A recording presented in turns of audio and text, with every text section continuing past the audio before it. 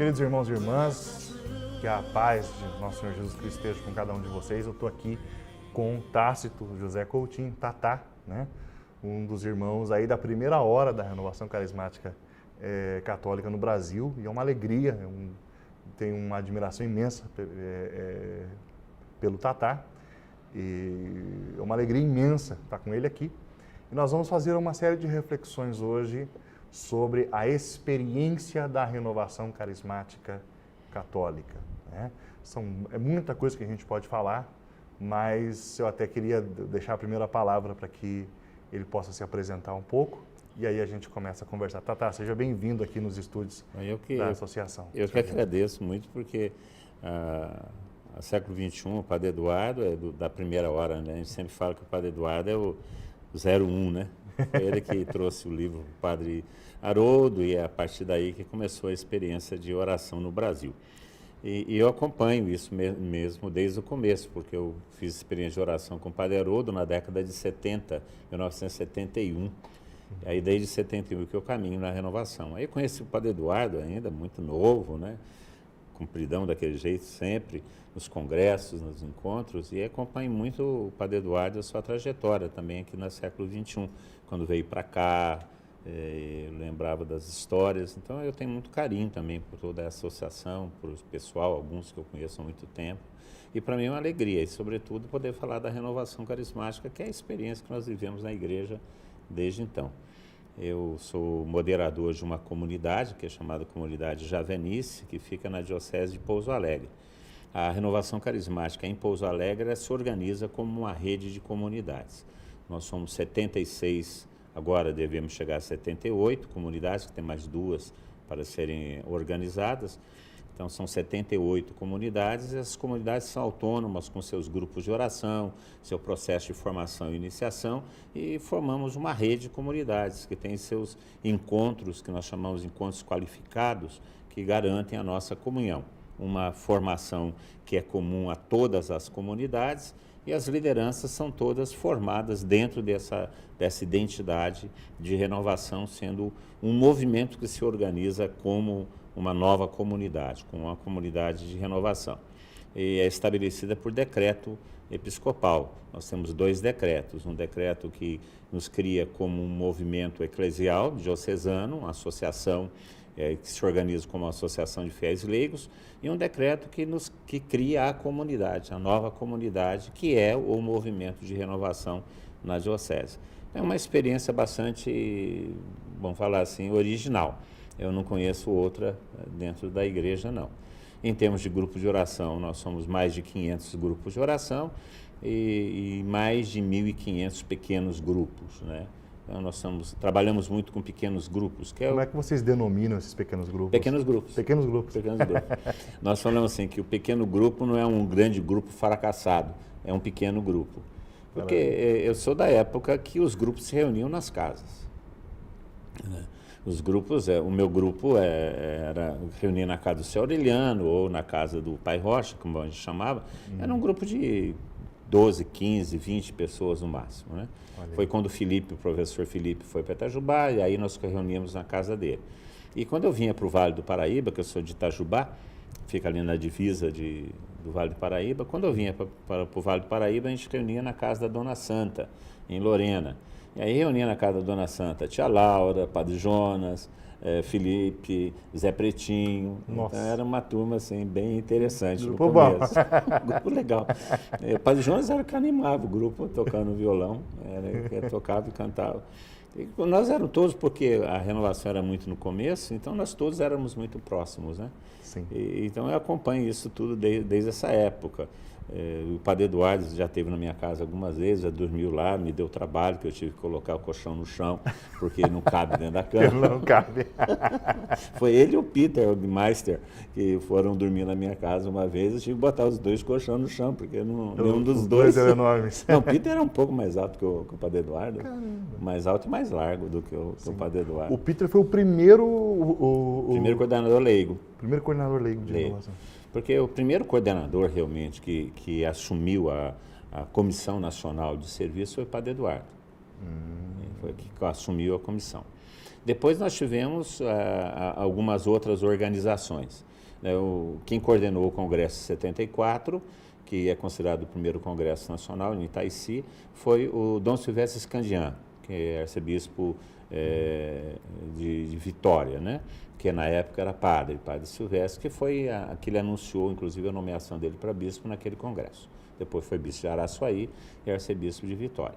Depois o padre Eduardo foi o coordenador da comissão, depois o Peter Ogmeister, depois foi o padre Jack Wessels, que é um outro jesuíta, e depois aí o Osmânio, aí Em 73 teve um encontro no Rio de Janeiro, mas não foi encontro nacional, né? É considerado como o primeiro encontro nacional de líderes. Quem promoveu foi Dom Cipriano Chagas. Dom Cipriano. Aí os grandes pregadores de renovação carismática estiveram presentes. Era coisa, um grupo de que uns 40, 50, se muito. E nesse grupo, nessa Já havia renovação no Brasil inteiro? Havia. Mas nessa reunião do Rio de Janeiro é que se determinou que se faria o congresso em Itaici. Então foi a reunião que determinou o primeiro congresso. O primeiro congresso foi em Itaici, o segundo congresso foi em Lorena, o terceiro congresso foi em Pouso Alegre. Excelente. Uau! Maravilha. Em Pouso Alegre nós tivemos em 1977, vai fazer o ano que vem 50 anos, né? 40 anos o ano que vem, fevereiro de 77, aí estiveram lá reunidos Padre Eduardo, Padre Jonas, e Padre Haroldo e o Monsenhor Mauro Tomazini, que eram consideradas as 4 linhas de renovação presentes no Brasil. O Padre Haroldo, com a preocupação da inserção da renovação no processo de igreja, e aí tanto é que ele vai sair para a linha de recuperação de dependentes químicos. O Padre Eduardo com a preocupação de estender a renovação de um modo muito abrangente para a renovação como um todo, seria essa corrente bem católica, vamos dizer assim, no sentido de universalidade do batismo no Espírito Santo, que é a preocupação dele até hoje, né, que a coisa seja para o mundo inteiro. O Padre Jonas sempre com a visão da renovação carismática promovendo a vida comunitária, e sempre nesse sentido, com grupos e promover a vida fraternal, tanto que saiu a Canção Nova, e o Monsenhor Mauro sempre preocupado na renovação carismática diocesana, a renovação carismática inserida na realidade diocesana. Na vida das paróquias? Na vida das paróquias, tal. Tanto que o Frei Caetano de Tilesi escreveu um livro chamado Renovação Carismática, Teologia da Libertação à Luz da Renovação Carismática Católica, e nesse livro ele cita a comunidade, a Diocese de Pouso Alegre, como uma maneira da renovação carismática inserida dentro da vida paroquial. Então, isso é bem o começo, né? Então, a gente está metido nisso aí desde o começo, acompanhando isso daí. Eu acho até que valeria a pena as pessoas conhecerem um pouquinho mais quem foi o Monsenhor Mauro Tomazini. Você podia falar um pouquinho mais do Monsenhor? Porque o Padre Haroldo a gente conhece, sim, né? Fundador de 500 coisas por aí. O Padre Jonas, precisamos falar, o Padre Eduardo, mas o Monsenhor Mauro, quem não é mais antigo, quem não leu coisas antigas, um pouco mais antigas, ou quem não é da região, infelizmente, muito infelizmente, não conhece. Não, né? Porque o Monsenhor Mauro, que a gente chamava de vô, o apelido dele para nós era vô, o Monsenhor Mauro, ele, por causa da visão dele de renovação, ele falava que a renovação carismática ela é diocesana. Porque se é uma renovação para renovar a igreja se caracteriza por ser diocesana. Onde está o bispo está a igreja. Santo Inácio de Antioquia. Então, aonde está a igreja, está o bispo e vice-versa. Então, ele sempre falava que a renovação ela tem que se organizar a partir das dioceses, porque é o bispo que autoriza ou não aquilo acontecer dentro da sua diocese. É o bispo que autentica os carismas, no sentido, não os carismas, as expressões carismáticas, o dom de línguas, a profecia, o carisma como uma graça eclesial que faz uma diferença na igreja. É o bispo que reconhece. E se o bispo fala, eu quero na minha diocese, terá. Se o bispo fala, eu não quero na minha diocese, você não, a não ser que seja desobediente. Não é? Então, ele sempre entendeu isso. E por isso ele nunca se preocupou muito em sair. Ele tinha, assim, as missões, ele ia muito à Bahia, ia no interior do estado de São Paulo, pregar experiências de oração, mas ele sempre se dedicou o tempo inteiro a organizar e a fomentar a renovação carismática na diocese. Né? Então, a diocese, ele andou a diocese inteira, ele estava presente nos grupos, ele estabeleceu o princípio de formação nosso, a visão da renovação como um movimento eclesial diocesano que tende a se organizar como uma comunidade. Então, isso nós herdamos dele. E, infelizmente, como você disse, poucas pessoas conhecem, porque a visão que ele tinha de renovação é uma visão que é uma visão muito interessante para a igreja de hoje. Ele já falava naquela época, na década de 70, ele veio para a renovação carismática em 76. Então, ele já falava naquela época da renovação carismática de rede de comunidades, de grupos de vida comunitária, de formação permanente, de representatividade nas lideranças, coisas que hoje em dia estão na onda, estão na moda e que devem ser retomadas. Então, é uma coisa muito interessante. Olha, acho que valeria a pena a gente aprofundar, mas eu quero fazer uma pergunta anterior e aí voltar para aquilo que são as comunidades de renovação, porque eu acho que é exatamente disso que a gente está falando. Mas vamos pensar naquela pessoa, Tata, que está nos vendo e que não sabe o que é a renovação carismática, ou que tem visto uma manifestação, desculpa a expressão, mas uma manifestação caricata. Ah, sim. Né? Então, eu queria que falasse, se a gente tivesse que definir o que é renovação carismática. Bom, a partir do cardeal Cordez, agora Cordez, na época arcebispo, a renovação carismática é um movimento eclesial que está a serviço de uma graça eclesial, que é o batismo no Espírito Santo. Então, seria uma coisa muito uau, né? É um movimento eclesial, a serviço de uma graça eclesial, que é o batismo no Espírito Santo, ou a experiência continuada de Pentecostes. Então, a renovação carismática, ela surge no Brasil como, primeiro, né, o histórico que eu participei. Talvez não seja essa a história oficial, mas é a história que eu participei. O padre Haroldo Ramos era fundador do TLC, né, e eu era jovem, eu vim da base do TLC, né, era um movimento jovem. E o padre Haroldo queria um aprofundamento para a liderança, uma continuidade para o TLC.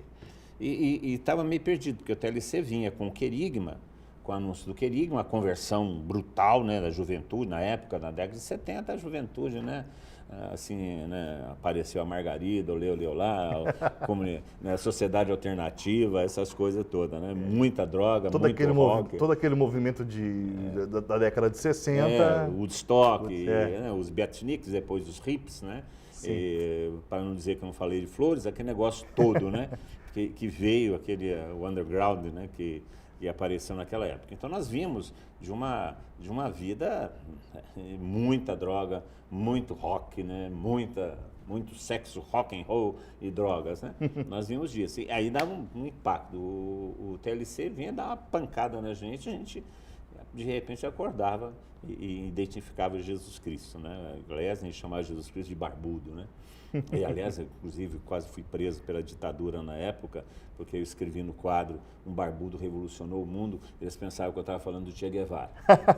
Fotografaram, mandaram para o SNI. Foi um rolo danado por causa disso. Então, a gente vinha dessa conversão. E o padre Haroldo sentiu que essa conversão era insuficiente, havia necessidade de uma experiência, de fato, de Deus que nos preservasse e que fizesse a gente caminhar para o resto da vida. E estava nessa procura quando o padre Eduardo chega, vindo de uma experiência carismática dos Estados Unidos. E aí o padre Eduardo comunica ao padre Haroldo a questão da experiência carismática, do batismo no Espírito Santo, dá conhecimento do livro que tem um grande teólogo da renovação ainda, está vivo ainda. Agora eu esqueci o nome, O'Connell. Isso, O'Connell. E entrega para o padre Haroldo. O padre Haroldo idealiza um primeiro curso sobre o Espírito Santo e aí descobre o batismo, a leitura do Cruz e o Punhal, aquele negócio todo, e percebe que isso é uma continuidade ao TLC. E começa a fazer as experiências de oração. E foi nesse momento que nós que estávamos no TLC entramos de caminho nisso daí. Então, por causa disso, o movimento a renovação carismática começa a se organizar como um movimento. Mas, na realidade, a renovação ela surge como uma experiência vital de vida no Espírito, de experiência do Espírito Santo para a renovação da vida da Igreja. Então, ligado ao Concílio Vaticano II, que é o grande Pentecoste da igreja do século XX, ou dos últimos tempos. A abertura da igreja ao diálogo com o mundo, a renovação da igreja, a teologia de comúnio, o Espírito Santo sendo novamente protagonista da ação evangelizadora. É o concílio do Espírito, o concílio do Espírito. Então, nós entramos de cabeça via renovação carismática no espírito do concílio. Então, a renovação carismática, ela é uma graça, que foi apropriada pelo TLC como um movimento. E por ser uma coisa além do TLC, que não era só uma conversão, uma experiência existencial, ela precisava de um suporte de serviço. E esse suporte de serviço começou a ser dado por uma estrutura mínima de serviço, que era chamada de Comissão Nacional, cujo padre Eduardo foi o primeiro coordenador, depois o Peter, o padre Jack Vessels e outros que coordenavam os pregadores que saíam pelo Brasil, os pregadores itinerantes, e que produziam os grupos de oração, que não eram grupos de oração, eram reuniões de oração que aconteciam nas casas, nas igrejas, depois foram crescendo, e as pessoas da renovação carismática estavam inseridas nas diversas expressões de serviço da igreja, porque a renovação em si era uma experiência que projetava para dentro da igreja, para a renovação da igreja, na medida que os seus membros sendo renovados e assumiam as diversas pastorais. Qual é a ligação com os cursilhos de cristandade? Sabe, porque eu tenho a impressão, muitos dos líderes com quem eu já estive e conversei, muitos deles vieram dos cursilhos de cristandade. Nos Estados Unidos... Sim, o Stephen Clark e Companhia Limitada, eles começaram a conversar numa Assembleia Internacional do Cursilho. Olha aí. Quando eles começaram a trocar figurinha e falar, eu li o Cris do Punhal, eu também li, o que é que você fala daquele negócio, não insatisfeitos com o cursilho em si, mas porque não dava o passo, né? Não ia além daquilo. E a tendência do cursilho na época, que eles tiveram a experiência do batismo no Espírito Santo, era uma tendência social. Né? Uma convivência social de cristãos, muito parecido com algumas associações protestantes norte-americanas, né? Que se transformaram em grandes clubes de serviço. Então, a tendência do cursilho era essa daí. Naquela época. No Brasil, quando a renovação carismática entrou, ela apanhou os primeiros cursilistas, mas houve um racha do cursilho com a renovação. Olha aí. Porque o cursilho entendia que a renovação era uma concorrência com o concílio. E tanto que era a turma do cursilho e a turma da renovação. E na nossa diocese, por exemplo, a tensão chegou a ser muito tensão. E principalmente porque o Monsenhor Mauro era o diretor espiritual do cursilho e veio para a renovação.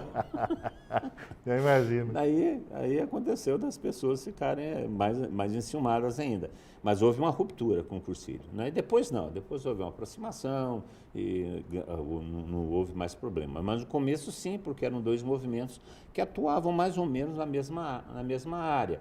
E a renovação supunha a conversão.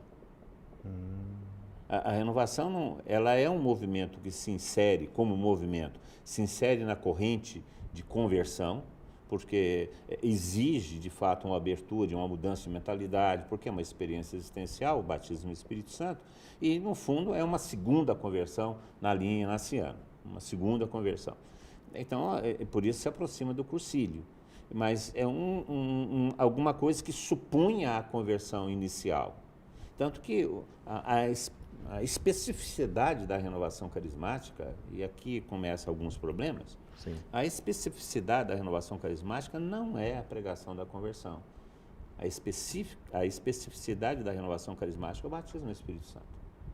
Então, o nosso curso básico era o seminário de batismo no Espírito Santo e a experiência de oração para batismo no Espírito Santo. Era esse nome, Seminário de batismo no Espírito Santo. Seminário de vida no Espírito com batismo no Espírito Santo.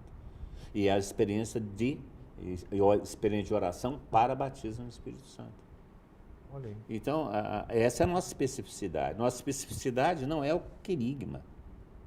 O querigma é o anúncio básico da igreja, é o processo de entrar no cristianismo, necessário para a salvação. Pode ser até uma besteira que eu estou falando, mas isso é teológico. O batismo no Espírito Santo não é necessário para a salvação. Não é. O necessário para a salvação é crer que Jesus Cristo ressuscitou dos mortos e é o Filho de Deus. Crer e confessar.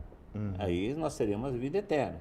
Agora, o batismo no Espírito Santo é a experiência de Deus em nossa vida, sobretudo o amor de Deus em nossa vida, que nos faz viver a vida no Espírito, já nesse tempo. Não como uma promessa para depois da vida, mas como uma promessa já vivida nesse tempo. Uma experiência necessária para nos levar ao testemunho de Cristo, uma experiência que nos insere mais no coração da igreja, que nos coloca mais a serviço da missão, mas é uma experiência existencial, que supõe já a conversão. Porque o texto de Pedro na pregação de Pentecostes é muito claro. Pedro pregou o quê? Pedro pregou o querigma. Pronto. Aí, o que nós devemos fazer? Ser batizado e recebereis o dom. Bom, então, para nós sermos batizados, nós já fomos batizados. Então, o que nós devemos fazer? A partir da leitura da fé, da escutar a fé, nós temos que proclamar a nossa fé em Jesus Cristo, para experimentarmos o dom do Espírito. Então, a nossa pregação é específica, é esse dom do Espírito, ficar cheio do Espírito Santo. A pregação querigmática é para conversão. E todos fazem, e nós falamos sobre o dom do Espírito. E nós, num certo momento, nós abandonamos esse segundo discurso e ficamos no primeiro discurso. É certo. Somente. Seria certo dizer que o querigma, nesse sentido, ele seria como que um instrumento de trabalho para preparar o terreno para aquilo que é o específico. Para o anúncio do batismo no Espírito Santo. O instrumento labores. É isso, que leva para o batismo no Espírito Santo. Então, a sequência é essa, né? Você tem o querigma, uma vez a pessoa tendo o conhecimento do Cristo e das verdades fundamentais da fé, ela deseja a vida no Espírito. Essa vida no Espírito é dada a partir de uma experiência do Espírito Santo, que nós chamamos de batismo no Espírito Santo. E isso é a especificidade da renovação. Então, para que esse serviço acontecesse na igreja, já que existia todo um serviço organizado para a pregação do querigma, cursilho, TLC, cursilho de juventude, os diversos caminhos, Emaús, fundado pelo Dom Krieger em Taubaté, o Construindo, fundado pelo Padre Jonas em Campos do Jordão e Poços de Caldas, todos os movimentos jovens. Caminho de Emaús, tudo movimentos jovens e movimento de conversão. Os diversos movimentos de familiares que surgiram, todos os movimentos de conversão. Então, já existia um serviço organizado de pregação de conversão, mas não existia um serviço organizado de pregação da graça do Pentecostes. Então, a renovação carismática se organiza com o movimento eclesial a serviço do batismo no Espírito Santo, como o discurso específico da renovação carismática. E esse batismo no Espírito Santo levaria a pessoa a viver mais profundamente a fé católica e seria inserido nas diversas realidades pastorais da paróquia, da igreja. O que o cardeal Sines vai falar, que a renovação carismática é uma corrente de graça, como a corrente do Golfo que passa pelo México e pelos Estados Unidos, aquece as terras e some. Então, a renovação carismática aqueceria a igreja, e uma vez a igreja aquecida pelo Espírito Santo, a renovação não seria mais necessária, por causa que ela teria feito o serviço de levar as pessoas à experiência do Espírito. O que não é verdade, porque a igreja sempre precisa ser renovada, né? Porque sempre vão surgir novos carismas, sempre vão surgir novas realidades, então sempre há coisas a serem avivadas, vamos dizer assim. E a renovação carismática, então, tem um papel importante nisso, em promover a graça do Espírito Santo, a graça de Pentecostes. Essa é a especificidade do movimento eclesial Renovação Carismática. Uma vez feito esse serviço, essa graça do batismo no Espírito Santo, da experiência de batismo no Espírito Santo, ela vai se concretizar nas diversas realidades da igreja, dentro das dioceses de uma forma, nas comunidades de vida e aliança, nas comunidades eclesiais abertas, na renovação dos movimentos de conversão, ela vai se realizar de diversas maneiras. Mas existe um movimento que está a serviço, é uma estrutura de serviço para promover o batismo no Espírito Santo. Agora, essa estrutura de serviço para promover o batismo no Espírito Santo não pode se arvorar como dono da graça. Porque a graça, ela é eclesial. Perfeito. É para todos. Então, o cursilho quiser pregar o batismo no Espírito Santo, o que é que impede? O que é que impede o movimento familiar cristão rezar para a cura interior dos casais? O que é que impede um movimento de jovens adorar rezando em línguas? O que é que impede? A pastoral da saúde, rezar com imposição de mãos para a cura dos enfermos. E nesse sentido, o que está acontecendo no meio deles é autêntica renovação carismática? Sim, Sim. porque é graça. Agora, é o movimento? Não. Porque o movimento é aquele que tem como missão específica pregar o batismo no Espírito Santo. O Cursilho tem como missão específica articular as famílias cristãs na sociedade moderna. O movimento familiar cristão, o Visa, todos têm suas funções específicas. Nenhum deles prega batismo no Espírito Santo, embora possa usar os carismas e deva usar os carismas e a experiência do Espírito como um elemento de conversão. Agora, dentre esses movimentos e pastorais que existem na igreja, são múltiplos, qual que tem a missão de pregar o batismo no Espírito Santo? A renovação carismática. Aí eu fico perguntando, será que a renovação carismática está pregando o batismo no Espírito Santo ou está pregando a coisa que os outros pregam? Sim. Se os outros pregam o que já pregam, nós pregamos também, não fazemos diferença nenhuma. Se eles não podem pregar o que nós pregamos, porque somos nós os responsáveis, está faltando alguém para pregar o que nós pregamos, que é batismo no Espírito Santo. Eu penso que isso é um problema que a gente tem que tratar seriamente dentro da renovação. Porque quais são os conteúdos que são pregados? O conteúdo mínimo nosso, hoje em dia, não é o batismo no Espírito Santo, é o querigma. E para aí. Né? O seminário de batismo no Espírito Santo é optativo dentro da renovação carismática, pelo menos naquela linha de formação que o Ministério de Formação apresenta. A Marisete falou que ia corrigir isso porque, de fato, foi uma grafia equivocada, a intenção não é falar que é optativo, mas é opcional aonde é colocado, se é no começo ou no fim, mas o fato é que, por estar descrito opcional, acabou sendo opcional. Sim. Né? Operacionalizado. Eu vou ser sincero, eu já rodei aí muito, né? Não tanto quanto você, mas já fui em muito lugar no Brasil e é raríssimo conhecer servos que já fizeram o seminário de batismo no Espírito Santo. Seminário de vida no Espírito, seminário de dons, experiência de oração, ok. Mas qual que é o conteúdo da experiência de oração? O conteúdo da experiência de oração é o mesmo do seminário. É o mesmo do seminário. Amor de Deus, pecado, fé e conversão, promessa do Espírito, batismo no Espírito Santo numa sentada só, aí já vem a vida eclesial. Exatamente. Aí grupo de oração e outras coisas mais. Aí depende o molho, depende do freguês, mistura, né?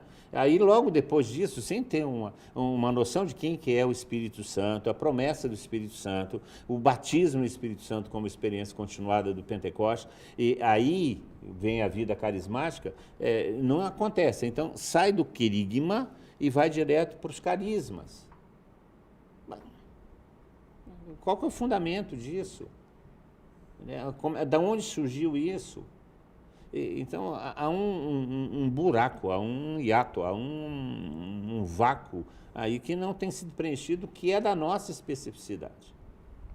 É da nossa especificidade. Não? Nós fomos suscitados pelo Espírito Santo como movimento para quê? Para pregar o Pentecoste. Nós somos os pentecostais, portanto, nós temos que pregar o Pentecoste.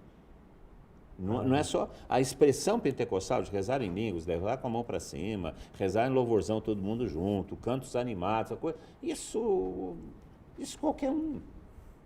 Hoje em dia, essa é a grande verdade. Hoje em dia, por exemplo, tem muito padre hoje que faz missa de cura, onde você vê essas manifestações. Sim, isso. Porque é da igreja. Agora, quem é que prega batismo no Espírito Santo? Ou pelo menos deveria pregar batismo no Espírito Santo? É a renovação carismática. Então, ela é um serviço, e aí se organiza como movimento, para prestar esse serviço à igreja. Porque, para que o batismo no Espírito Santo seja disponibilizado, uma palavra meio ruim, mas que seja disponibilizado ou promovido, alguém tem que fazer isso. Tem que ter um serviço organizado para isso. Então, aqui tem um movimento eclesial. Tá, eu vou pensar naquela pessoa que não tem muito conhecimento, que está conhecendo agora a renovação. Nós estamos falando de batismo no Espírito Santo aqui.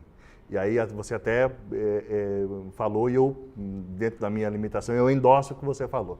Não é necessário que a pessoa receba o batismo no Espírito Santo para ser salva. Mas vamos fazer uma distinção, pensando naquelas pessoas que, quem sabe, até se choquem com essa frase, porque logo vem na sua cabeça o sacramento. O sacramento do batismo é necessário para a salvação. Uhum. Né? Porque todo batismo é batismo no Espírito. Exato. Então, o sacramento do batismo é sacramento, recebe o Espírito Santo e isso é necessário para a salvação. Os 7 sacramentos comunicam o Espírito. Todos eles, né? De uma certa maneira, existe um livro que eu acho que é do padre Alir Pedrini, que fala isso, que todo sacramento é uma espécie de batismo no Espírito Santo.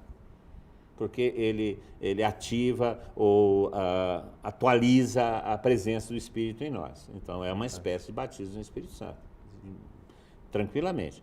Mas quando eu falo que o batismo no Espírito Santo não é necessário para a salvação, é aquela experiência pentecostal, né, de transformação interior, de convicção interior, vamos falar assim, de uma planificação da vida cristã já nesse tempo atual, isso não é necessário para a salvação. Que a experiência do batismo no Espírito Santo é uma experiência existencial, significativa, determinada, que você sabe quando aconteceu, não é fruto de um sacramento, mas é fruto de uma abertura ao Espírito Santo, é um novo derramar do Espírito Santo. Então, tem diversas expressões. Existem santos na igreja, que são grandes santos, mas não tiveram uma experiência de Pentecostes. Mas são santos na igreja, são homens e mulheres de exemplo, de virtude, de intimidade com Deus, mas que não tiveram essa experiência pentecostal. Qual ela se manifestou nesse tempo. Que eu penso que a experiência do batismo no Espírito Santo é necessária para os tempos de hoje, porque hoje é muito mais a experiência do que o argumento. Já teve o tempo do argumento, hoje em dia é o tempo da experiência.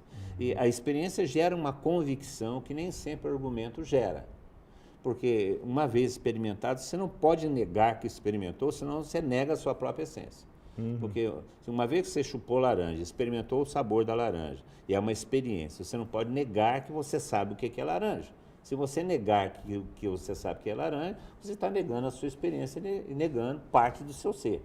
Então, a experiência, ela gera uma convicção que é permanente, ela se firma em nós e nada pode nos tirar. E no tempo de hoje, essa convicção experiencial é fundamental, porque o universo que nós estamos vivendo, a sociedade que nós estamos vivendo, todas essas ofertas de fascinação, como Herbert Millen chama, essas ofertas de fascinação levam o homem para fora de Deus.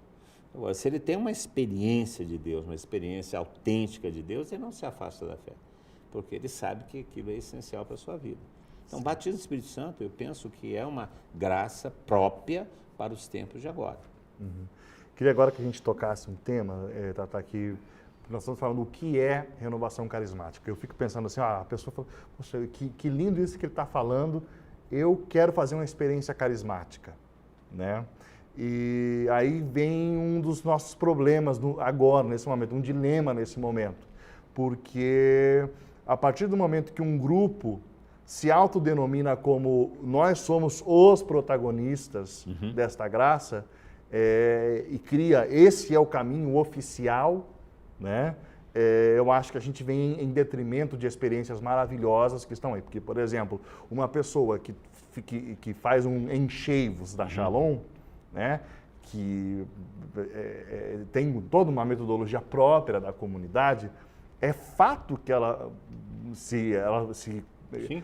gerada, ou seja, passou por aquele momento, recebeu o batismo no Espírito Santo, a experiência é genuinamente carismática. É claro que é. Se ela passou por uma experiência na Javenice, se ela passou por uma experiência na Pantocrátor aqui de Campinas, né? Ou se ela foi num grupo de oração da paróquia ligado à coordenação diocesana e foi baseado no Espírito Santo. Ou seja, existe uma experiência mais carismática do que a outra, um batismo mais batismo que o outro, né? Isso é muito estranho, né?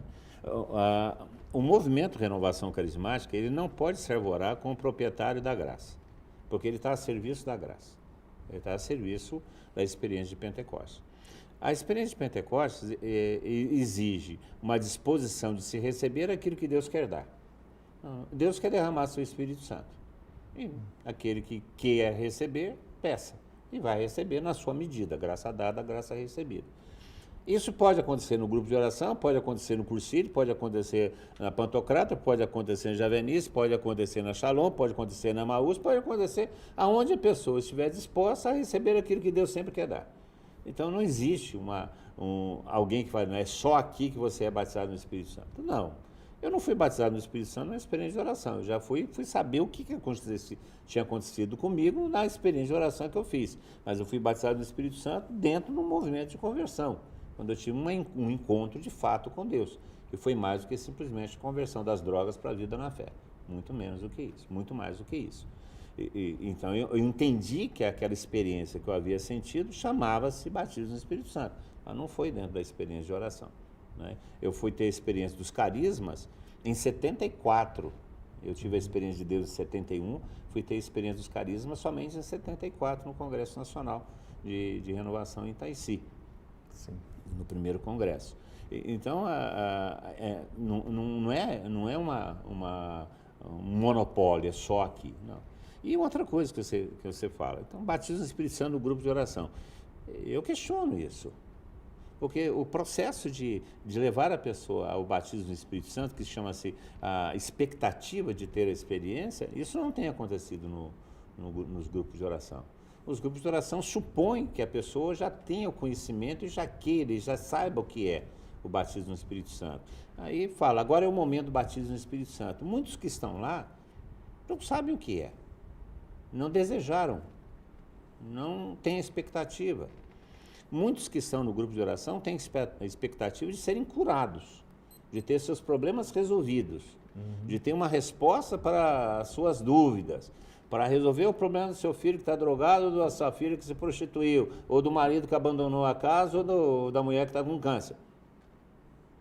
Mas, fala assim, Senhor, eu quero ser batizado no Espírito Santo, eu acredito que nem todos. Nem todos.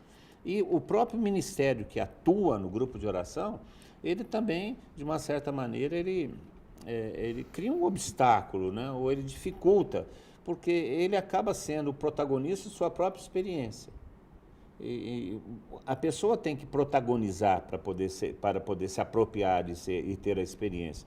Então, o ministério acaba rezando no lugar de quem deve rezar.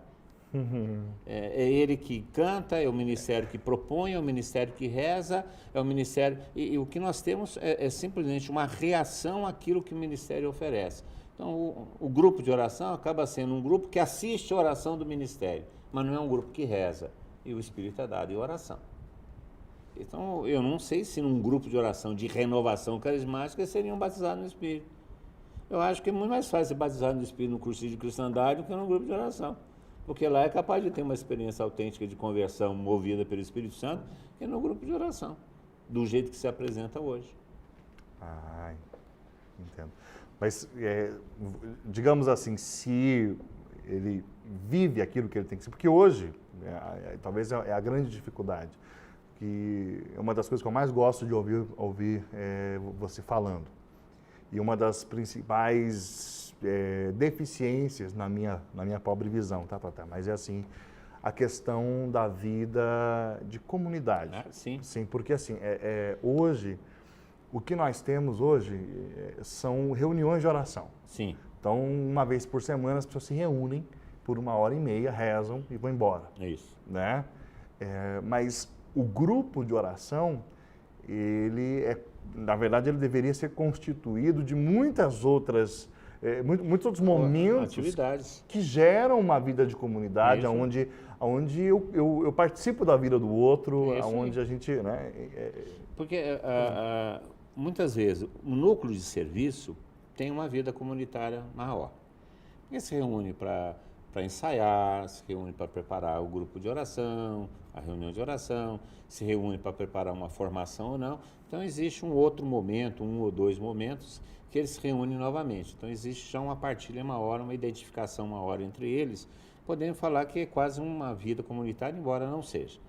Mas o grupo de oração, as pessoas, os participantes que não estão no núcleo de liderança, eles vão para uma função religiosa. Maleporcamente comparando, é que nem a mãe vai à missa, comunga e vai embora para casa e a vida não muda. Na próxima missa eu encontro o sujeito no mesmo estágio que eu estava na última. porque não existe uma vida no Espírito, não existe uma vida fraterna, não existe um caminhar na fé. E a graça pressupõe a natureza, não E adianta. aí a pessoa vai ao grupo de oração, anima, tem companhia, é animado o grupo, é divertido, é bom, tem boa música, tem uma boa pregação, mas e fica nisso, né? Não existe o passo da fraternidade. A fraternidade é resultado da experiência do Espírito.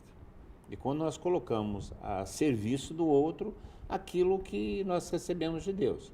Por exemplo, esse dia eu estava lendo um dos escritos antigos da Renovação, James Beard. Ele fala isso, a realização das promessas de Deus. O objetivo da renovação carismática não é fazer grupo de oração, e sim promover a criação de comunidades cristãs, de cristãos maduros. Nossa. James Beard, 1974, 75. Realização das promessas de Deus. Porque a resposta de Deus para o mundo é a comunidade. A resposta de Deus para o mundo é, através da fé, a constituição da comunidade cristã. Foi isso que derrubou o Império Romano. Não haviam necessitados entre eles. Aí se apanha no Brasil ou outros lugares onde a teologia da libertação é um pouco mais ativa, esses necessitados seria simplesmente a promoção social. A promoção... Não, é muito mais do que isso. Não é simplesmente distribuir os bens para os pobres, mas é incluir os pobres na nossa convivência, de tal forma que os nossos bens sejam partilhados no ambiente comunitário. Não é simplesmente fazer um programa de distribuição de rendas. Isso o marxismo propôs e não chegou a lugar algum. O cristianismo não é um marxismo pintado de religião, não. A vida comunitária cristã é a partir dos bens, é a convivência, é o estar com o irmão mais pobre, mas não deixá-lo passar na necessidade, que aquilo que a minha mesa seja aberta a ele, e ele tenha a sua mesa aberta a mim, e os dons têm que ser partilhados. Então, imagino, um grupo de oração onde tem, por exemplo, professoras aposentadas. Por que essas professoras aposentadas não podem oferecer um serviço de reforço escolar para os filhos daqueles que estão frequentando o grupo de oração que têm dificuldades na escola? Por que os médicos não podem oferecer consultas de graça para aqueles que estão no grupo de oração, que não podem ir, que ficam morrendo na fila dos INSS? Por que os aposentados ou as aposentadas não podem se oferecer para tomar conta das crianças, para que as mães possam ir trabalhar, porque tem que melhorar o orçamento em casa? Nada disso é feito. E isso não tem necessitados entre nós. E isso é ser vida comunitária. Mas a gente vai para o grupo de oração, escuta a palavra, louva a Deus e vai embora para casa e o vizinho que se lasque, que ele que tem a sua vida própria. Na verdade, aquilo que acontecia, que era o grande problema antes da renovação, que era o irmão que está do meu lado é um anônimo, e eu sou anônimo para ele, que a dinâmica carismática tinha quebrado isso. Sim. Porque uma coisa que você fala, eu te copio nisso, que eu acho fantástico, porque a renovação carismática ela fugia do modelo presbiteral. Isso. Né? Então, era a graça agir na assembleia.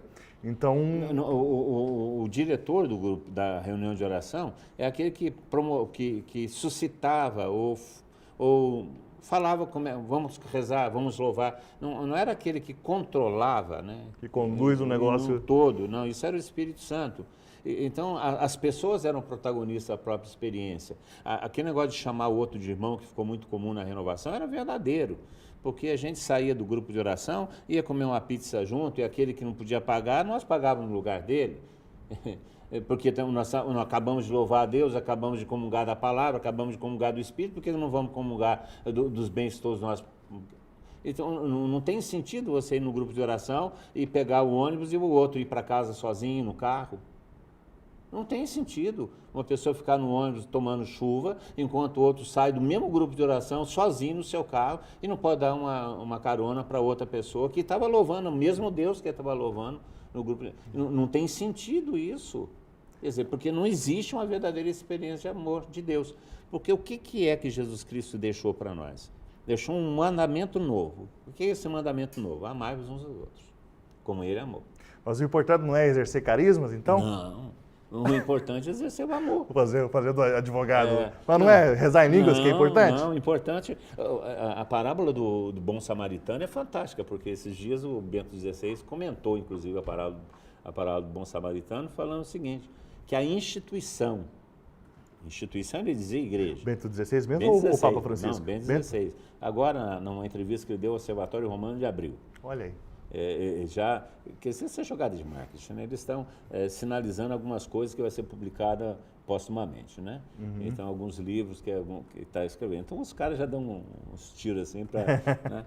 E ele responde uma série de perguntas de um repórter do Observatório de Abril, Observatório Romano de Abril. Sim. E ele comentando a questão da misericórdia, do ano da misericórdia, ele comenta a parábola do bom samaritano falando o seguinte, se a igreja, a instituição não tiver o amor, ela é insuficiente.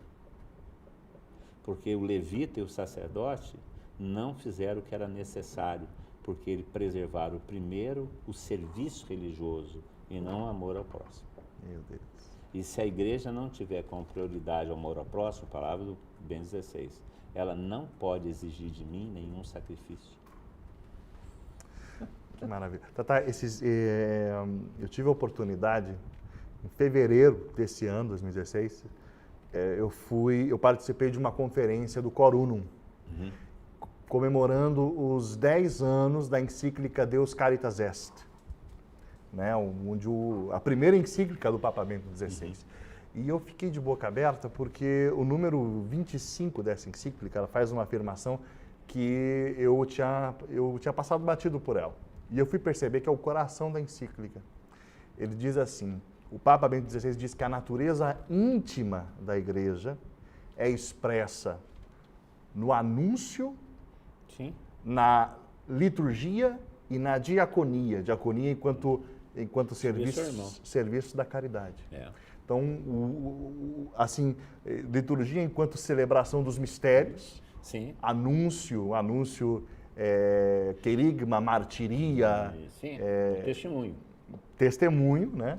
Então, realmente, eu fiquei de boca aberta, porque a encíclica toda, o Papa vai dando fundamentos para depois falar do serviço da caridade. Então, a caridade é o que Deus quer, né? Então, mandamento, amai-vos a Deus, amai-vos uns aos outros como eu vos amei. Aí a gente pega aquele outro texto que também é terrível para nós, né? Mateus 7. Senhor, em teu nome fizemos milagres, em teu nome profetizamos. Eu não vos conheço, porque nem todo aquele que diz Senhor, Senhor, entra no reino dos céus, mas aquele que faz a vontade do Pai. Qual que é a vontade do Pai? Mandamento novo, amai-vos uns aos outros. Por isso São Paulo vai falar, não interessa se você é escravo, se você é senhor, não interessa que você ame. Sim. E isso é a grande revolução. Agora, como amar como Deus nos amou? Se nós não temos condições de amar como Deus nos amou, porque Deus nos amou com seu amor. E para amar como Deus nos amou, nós temos que amar com o amor de Deus. O amor de Deus, o Espírito Santo derramado no nosso coração, pelo Espírito Santo nos dá. Não é isso, São Paulo? Então, o Espírito Santo é dado para que se realize a vontade de Deus, que é nos amar. Portanto, se a vida no Espírito, se o batismo no Espírito Santo, que promove a vida no Espírito, não nos levar ao verdadeiro amor fraterno, nós não estamos vivendo uma vida carismática, não estamos vivendo a vida no Espírito, não estamos vivendo o batismo no Espírito Santo. Não, são os carismas. Não são os carismas. Tanto que o São Paulo fala, quais são os sinais do Espírito? Ele não fala que os sinais do Espírito são os carismas, fala que os sinais do Espírito são amor, alegria, paz. Ah, mas está lá na primeira carta aos Coríntios, os carismas do Espírito Santo. Não, fala assim, as manifestações do Espírito são os carismas.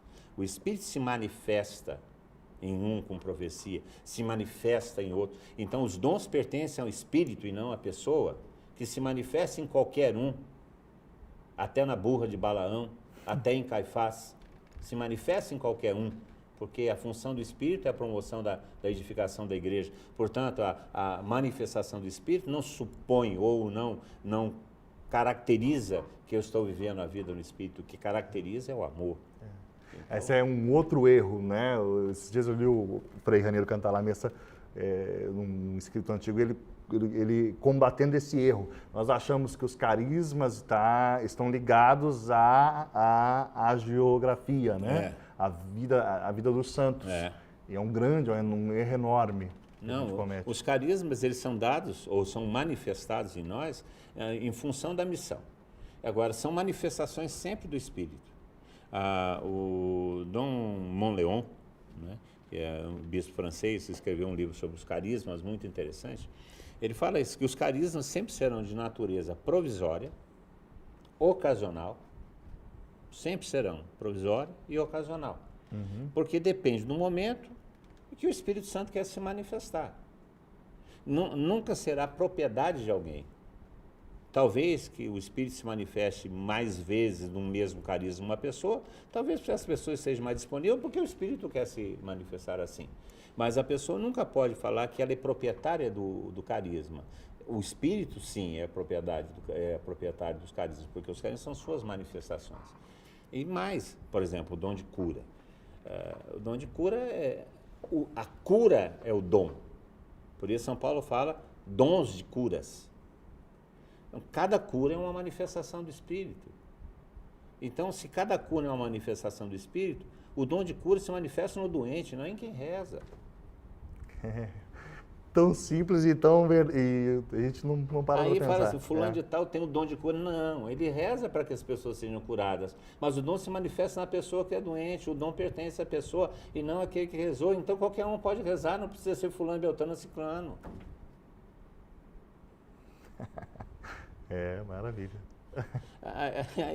Aí vem as coisas. Não, vamos rezar em línguas. Bom, mas se é dom, é iniciativa do Espírito. Tá, vai falando aleluia, aleluia, aí você recebe o dom. Não, você pode ficar esse dom, se o Espírito quiser manifestar o dom de línguas em você, ele vai manifestar. Padre Haroldo nunca rezou em línguas. O dom nunca se manifestou nele. Por quê? Você sabe. Não tem um aprendizado de dom. Não, isso é outro equívoco que existe dentro da renovação. Porque aí a gente acaba caindo naquela questão que era do começo. O movimento é carismático ou é uma carismania? Os carismas são inerentes à vida, à experiência do Espírito? Sim. Receberam o Espírito Santo, começaram a falar em línguas e profetizaram. Cornélio, começaram a falar em línguas e profetizaram. Paulo impôs as mãos, começaram a falar em línguas e profetizaram. Então, a experiência do Espírito supõe a manifestação dos carismas. Mas os carismas não são a experiência do Espírito. A experiência do Espírito é ficar cheio do Espírito, ou seja, ficar vazio de nós mesmos, ou seja, tem um outro princípio de vida, e o princípio do Espírito. E isso é batismo no Espírito. Não são os carismas.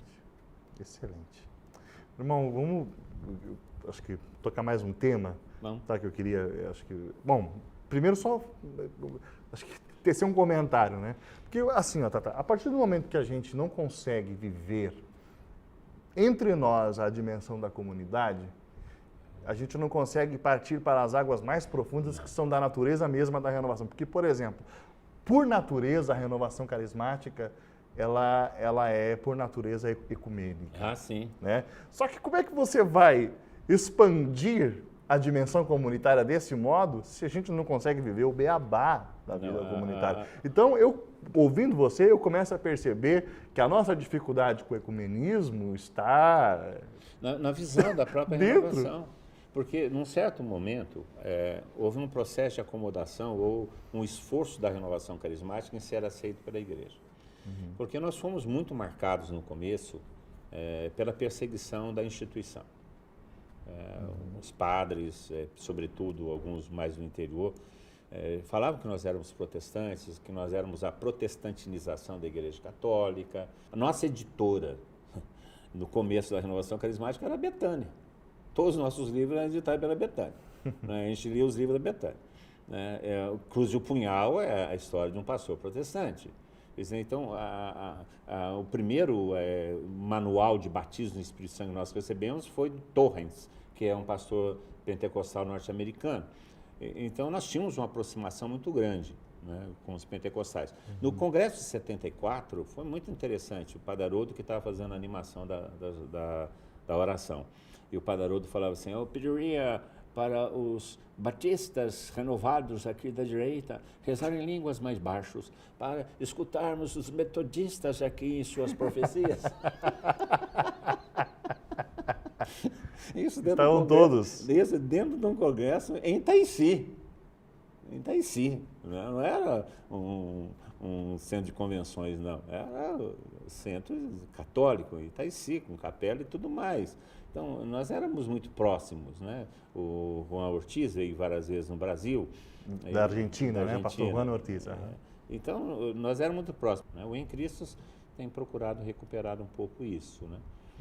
Mas mesmo assim, no grupo Em Cristo, que é um grupo mais fechado, um grupo mais reduzido, mesmo nas reuniões mais abertas, sempre são grupos um pouco mais reduzidos, é possível, mas no Brasil esse diálogo ecumênico é muito complicado.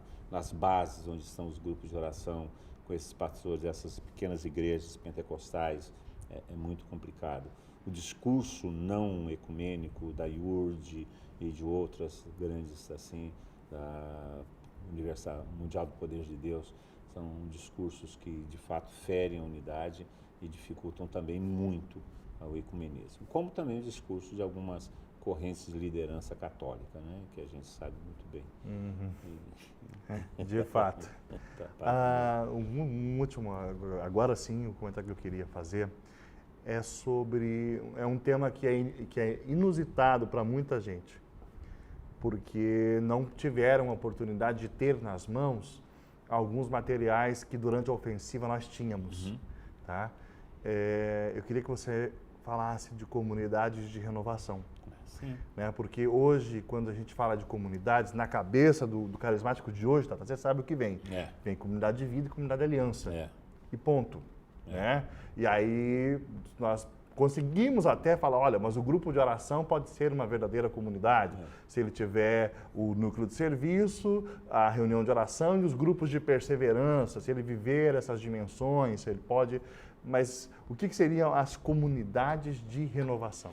As comunidades de renovação é o que a renovação deveria chegar. Tem alguma literatura do começo que falava muito sobre isso. O James Birney, que eu já citei, a Realização das Promessas de Deus, um outro livro do Walter Smith, que chama-se Eis que Faço um Mundo Novo, Eis que Faço Nova Todas as Coisas, que fala sobre uma experiência das comunidades que surgem dos grupos de oração. Então, a vida comunitária, ela é inerente à própria experiência do Espírito. Se você é batizado no Espírito Santo, você vai buscar viver numa comunidade. Porque, se a gente lê o Atos dos Apóstolos inteiro, a gente vê isso. Eles tiveram uma experiência determinada, clara, como podeis ver e ouvir. Então, houve uma experiência muito clara, com sinais, com fatores psicológicos e emocionais, manifestações dos carismas. O segundo passo dessa experiência pentecostal foi o testemunho de Jesus Cristo, o Senhor. Pedro prega, e para que vocês saibam, Deus o constituiu o Senhor, né, desse tempo, e a partir daí, dessa conversão ao senhorio de Jesus, eles têm que viver a vida de filhos. Aí Atos 2:42 começa a falar que eles perseveravam juntos na doutrina, na fraternidade, na Eucaristia e na oração. Então, existe uma vida comunitária que brota da experiência de Deus e do anúncio. Então, o cristão ele é chamado a viver a vida espiritual em comunidade, é chamado a viver a vida comunitária. E essa vida é que destruiu o Império Romano, se podemos dizer. Foram as pequenas comunidades reunidas nas casas, que se reuniam, que partilhavam pão juntos, que estudavam a palavra juntos, que escutavam juntos. Isso que foi fomentando uma nova mentalidade, uma nova cultura, e que acabou destruindo aquela cultura pagã do Império Romano. Hoje é possível viver isso nas comunidades de renovação, que são o quê? São relacionamentos a partir de uma experiência comum. Então, essa procura de grandes eventos carismáticos, isso são ocasionais.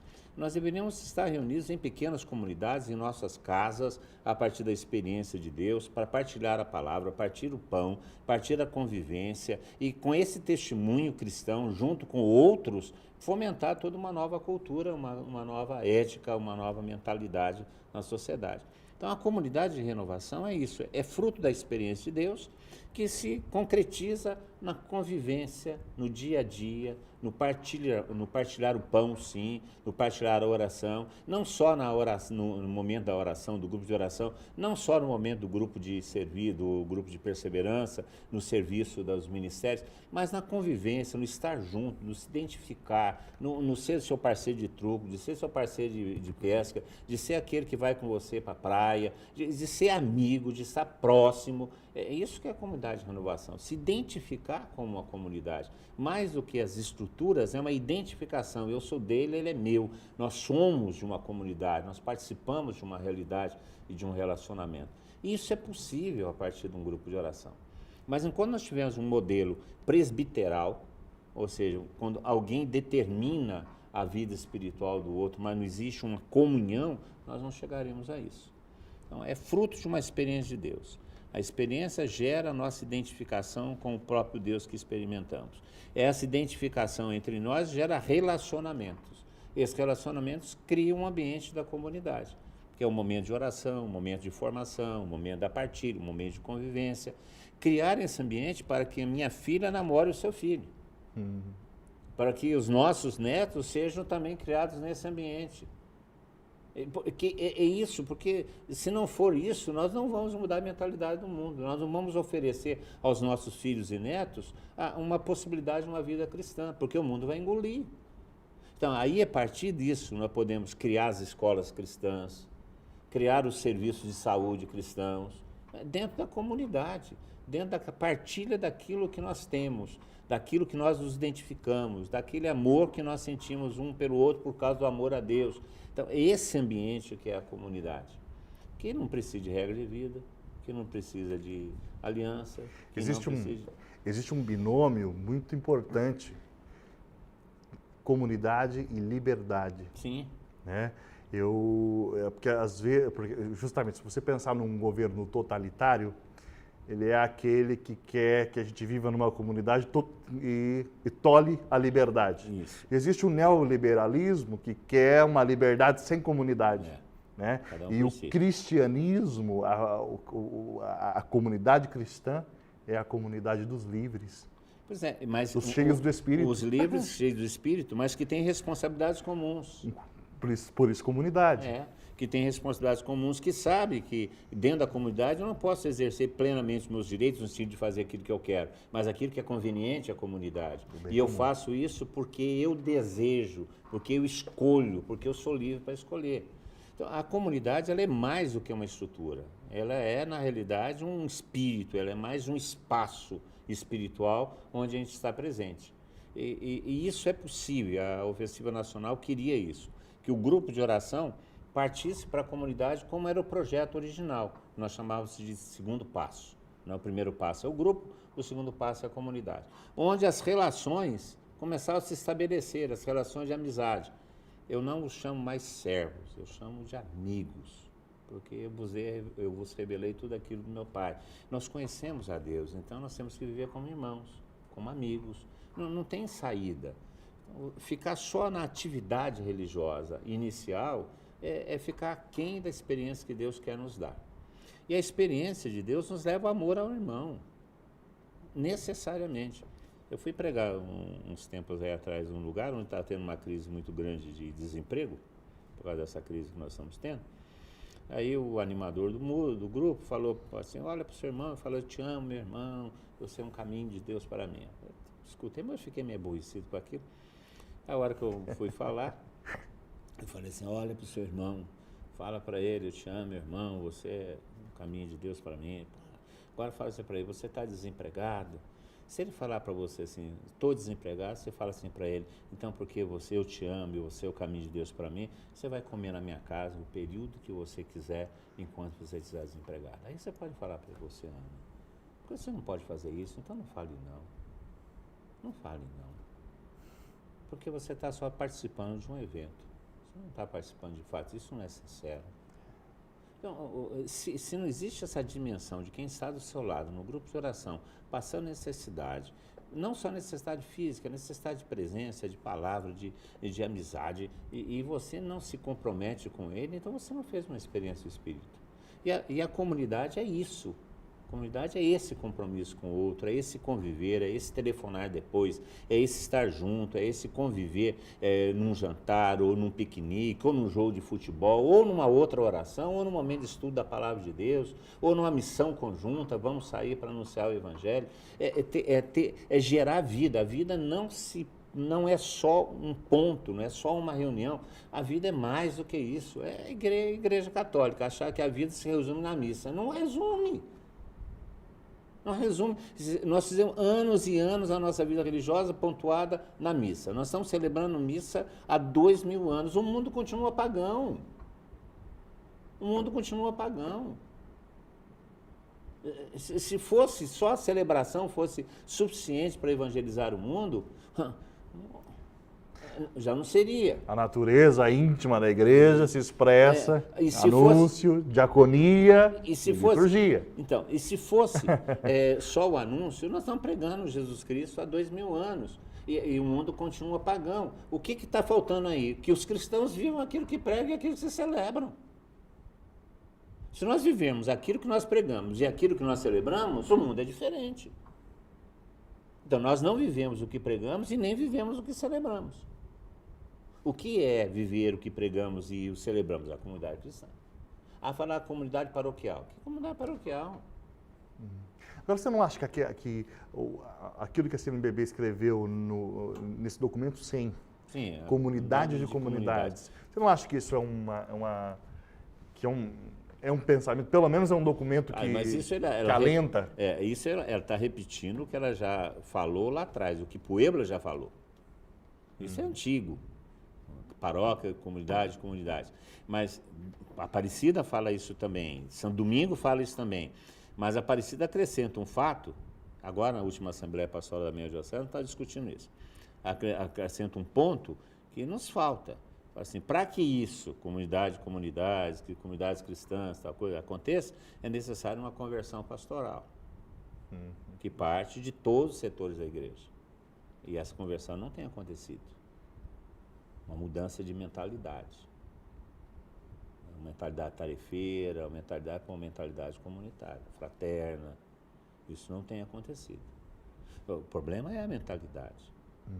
Então, não é só a celebração, não é só o anúncio, mas é a vivência daquilo que se prega, daquilo que se celebra. E essa é a experiência comunitária. O Bento XVI fala num livro dele de entrevista chamado Sal da Terra, que a qualidade do cristianismo do futuro passará necessariamente pela qualidade das pequenas comunidades cristãs. Então, nós não estamos falando de grandes comunidades, nós estamos falando do seu grupo de oração, que além de estarmos reunidos naquele dia, que deve ser a celebração não litúrgica da vivência comunitária, além disso, deve se reunir para escutar a palavra de Deus, deve se reunir para partilhar o pão, não no sentido eucarístico, mas partilhar o pão na convivência fraterna, na amizade, para partilhar os serviços, para partilhar os bens, que reúne outros momentos, que convive como uma família. Então, a comunidade de renovação é isso, é a partir da experiência de Deus que se faz nos grupos de oração, a convivência, o estar junto, a fraternidade, isso sim, isso vai mudar o mundo. Não acha, Tatá, que hoje nós temos... O que eu percebo,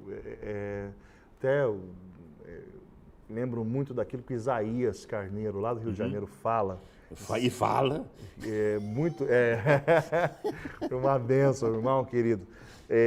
Mas ele fala, ele repete isso, e isso, cada vez que ele fala, eu acho que o Espírito Santo me ajuda, me convence mais. Ele diz que hoje nós sentimos que existe uma deficiência de paternidade espiritual, que nós não somos ensinados a ser pais. Porque está no âmbito, porque a igreja, né, ela é família de Deus. Sim. Ela é espelho da Trindade, aonde nós vemos o Pai, onde nós vemos o Filho, aliás, onde nós vemos o Espírito. Eu penso que hoje em dia, inclusive, não é só na questão da igreja. Hoje em dia, a figura do pai é a mais atacada, inclusive na estrutura familiar. Quando você tira a figura do pai, você desestrutura a família. Não, a figura da mãe, não é bem isso. A paternidade é fundamental. Sabe por que eu te digo isso? Porque eu conheço pregadores de eventos. Conheço pregadores, ou seja, servos que prestam serviços, sim, mas que não são pais. Não. Ou seja, eu experimentei isso na minha vida. Teve uma época, eu jovenzinho, né? Eu até fico pensando, que coragem das pessoas, né, de chamar um moleque de 22, 23, 24 anos para eu não sei, desculpa, talvez é uma... Eu tinha 20 anos quando me chamaram a primeira vez para pregar. Pois é, então... Peguei o primeiro Congresso Nacional com 21, né? Mas enfim, mas o que eu digo assim a gente vai, prega um final de semana e volta para casa feliz e contente, como se nós tivéssemos feito uma obra maravilhosa. E o que eu vejo nos Atos dos Apóstolos é Paulo ficando um ano sendo pai de uma comunidade. Eu vejo que 3 anos. É o discipulado, né? É o discipulado, é você permanecer. Então, isso volta a outro problema. Nós transformamos a renovação carismática, o grupo de oração da renovação carismática, num evento e não num momento de oração. Tanto é que é comum agora, hoje em dia, alguém chamar, vem aqui fazer um grupo de oração aqui. Aí traz o ministério, o pregador que vem e faz o grupo de oração. Isso é um evento. O grupo de oração ele é resultado da vivência comunitária. A reunião de oração é resultado da vivência comunitária. Aí se abre para novas pessoas que queiram conhecer a experiência que a comunidade faz e queiram também participar dessa experiência. Então essas pessoas que vêm para a reunião de oração, que é a reunião da comunidade, vêm como se amam e desejam fazer parte. Aí eles são encaminhados para o Seminário de Vida no Espírito para um processo de iniciação, para serem inseridos na comunidade. Essa é a dinâmica. Então a comunidade ela tem a recepção, a paternidade, a maternidade, porque existe um ambiente onde a graça é partilhada. Agora, os grupos de oração hoje são eventos, as pessoas vão, fazem o grupo de oração e pronto, final, não existe uma sequência, uma permanência, e você não tem experiência comunitária. Sem dúvida. Tá. Não sei se eu queria que você, algum outro tema que a gente pudesse meio que já finalizando, mas algo que a gente não tocou e que você acha de suma importância. Eu acho que nós temos que prestar atenção muito hoje em dia nessa questão do conteúdo e da forma. A renovação carismática, ela deve preservar o seu conteúdo. O seu conteúdo é a experiência do batismo no Espírito Santo. Eu vejo que hoje em dia se preocupam muito com a forma. O que vai fazer, como vai fazer, de que jeito vai fazer. Inclusive com uma metodologia de um grupo de oração todo fragmentado, né? Eu costumo, quando eu falo de grupo de oração, eu costumo dizer que grupo de oração tem 2 coisas que você não pode mexer, que eles têm que acontecer, senão não acontece o grupo de oração. A primeira coisa é o começo e a segunda coisa é o fim. Porque você não pode mexer nessas 2 coisas, porque senão não tem grupo de oração, tem que começar e tem que terminar. Mas então, essa questão da forma e do conteúdo, nós temos que preservar o conteúdo. O conteúdo é a experiência de Deus, a experiência continuada de Pentecostes, a experiência do Espírito Santo, a experiência do batismo, do Espírito Santo. E não a forma. E eu vejo que hoje em dia há muita preocupação com a forma. Como fazer, de que jeito fazer, de que forma tem que fazer, o modelo, e isso acaba reduzindo o Espírito Santo não a uma experiência, mas um experimento. Aquele teólogo René Laurentin, um grande mariologista na igreja, por sinal, ele tem um livro chamado Pentecostalismo entre os Católicos. Ele faz uma distinção que eu acho muito boa. Inclusive, ele estava como um dos consultores do documento de Malines. Ele faz uma distinção muito boa. Ele fala que a experiência do Espírito é experiência, não experimento. Experimento é quando você, reproduzindo as mesmas condições de temperatura e pressão, com os mesmos componentes, você obtém o mesmo resultado. A experiência não. A experiência é inusitada.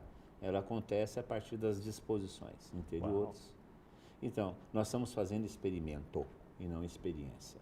Nós achamos que fazendo assim, assim, assim, toda vez vai chegar a ser o batismo no Espírito Santo. Não. O batismo no Espírito Santo é uma experiência, e uma experiência existencial, como diz Calvino. Uma experiência ontológica, que muda o ser, e não só uma experiência emocional, embora exista também um componente emocional. Sim. E nós estamos querendo fazer disso um experimento. Não. O conteúdo da renovação é o batismo no Espírito Santo. O que é o batismo no Espírito Santo? É ficar cheio do Espírito. Na medida que você deseja que o Espírito venha. Aí você fica cheio do Espírito. E essa é a experiência, que muda a tua vida, muda teus critérios, muda a tua maneira de viver, muda teus relacionamentos, muda. A partir de uma experiência existencial, significativa, radical. Aí sim, esse é o conteúdo da renovação. O resto, como acontece, isso é ocasional, circunstancial, passageiro e depende da época.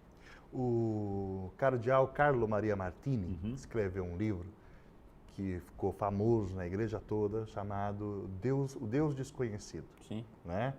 Falando do Espírito Santo como Deus desconhecido. Aliás, ele foi um dos dois que acompanharam a renovação carismática. Foi ele e o Sullivan, que é o teólogo que eu queria lembrar no começo. Edward Sullivan, que está vivo ainda. Olha só. Não é o padre Francis Sullivan. É o Francis Sullivan. Ah, o Francis, dos Estados Unidos. Ah, ok. E os dois Edward juntos. O'Connell e Francis Sullivan. O Francis Sullivan e o cardeal Martini, eles foram chamados pelo cardeal Swines para acompanhar a teologia da renovação carismática, porque eles estavam preocupados. E os dois eram dois grandes cardeais. Um jesuíta, o Martini, né? E o Sullivan também é jesuíta, né? E aí eles foram e se encantaram com a renovação. E os dois eram professores da Gregoriana. Sim. E o resultado, a experiência de oração espalhou pelo clero na igreja. Deus é maravilhoso. Mas eu tô citando ele e citando essa frase porque o grande problema era justamente o Espírito Santo ser desconhecido. Qual é hoje o grande problema?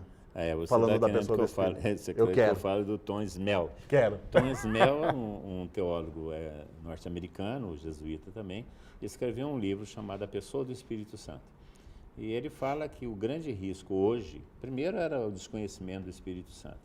Aliás, o padre Haroldo começava a experiência de oração com a citação do cardeal Martini, e usando inclusive aquele texto de São Paulo em Atenas, falando com os atenienses, né? O Deus desconhecido, que vocês adoram, vem falar nisso. Assim, hoje se fala isso do Espírito Santo e começar a falar do Espírito Santo. Hoje o Tom Snell fala que o grande problema é reduzir o Espírito Santo a uma função de Deus. Então é a função da unção, a função do carisma, a função do poder, mas não uma pessoa com a qual você se relaciona, a qual você experimenta a presença. E você não é. Então, é uma outra heresia, né? A funcionalidade do Espírito Santo. O Espírito Santo é desconhecido e passa a ser simplesmente uma função, o nome de uma das funções de Deus. E isso é problemático.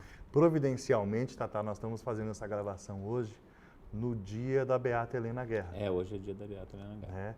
Então, eu acho que a provocação de todas dessa série de conversas que nós estamos tendo aqui, a provocação é que a gente volte ao Espírito Santo. Isso, né?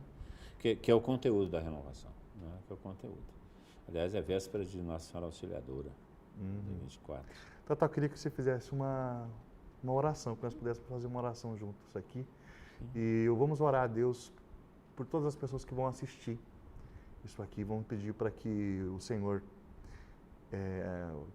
que é o batizador, que Ele visite o Brasil, que Ele que Ele volte o seu rosto para nós e tenha piedade de nós. Nós aprendemos isso, né? Que é Jesus Cristo quem batiza e é Ele que envia o Espírito Santo da parte do Pai. E nós precisamos disso hoje no Brasil, na Igreja do Brasil, sobretudo, que precisa se posicionar diante desse quadro terrível que nós estamos passando de corrupção, de violência, de miséria, em todos os sentidos. Pedimos a Deus que tenha piedade de nós e por Jesus Cristo envie seu Espírito Santo sobre nós. O Espírito transformador, o Espírito que é a presença de seu amor em nós. Sim, Jesus. Um Espírito que possa nos conduzir, nos fazer discernir os caminhos do Senhor. Sim, meu Deus. Um Espírito que suscita em nós o desejo do Evangelho, o desejo de estabelecer o Evangelho como critério e valor de todas as nossas ações, de todos os nossos projetos. Nós suplicamos, ó Deus Pai, que por Jesus Cristo derrame seu Espírito Santo sobre nós. Sim, meu Deus. Reproduza nesses tempos as maravilhas de Pentecostes, como pedia João 23. Que produza nesses tempos a experiência de seu amor, o amor transformador. Verdade. Nós te pedimos, ó Pai, por misericórdia, por Jesus Cristo, derrama teu Espírito Santo abundantemente sobre nós. Faz-nos cheios do teu Espírito. É isso que te pedimos, Senhor. Amém. Amém. Tatá, muito obrigado, viu, meu irmão? Que isso. Que Deus continue te abençoando e te usando. Amém. Né? Nós agradecemos o Padre Eduardo. Sim, o Padre Eduardo, 01. 01, sua fidelidade e pela graça de Deus hoje a gente está podendo estar nesse local fazendo essa gravação por causa do sim também desse homem. Sim. Deus o usou, né? Poxa Senhora, desde o começo, né? Desde o começo. Desde o começo. Um grande pregador da renovação, um homem de muita visão, né? E tem pago o preço por isso, né? Sim. Tem pago o preço. Mas não reclama, não. Perfeito. Deus abençoe. Amém. Até mais.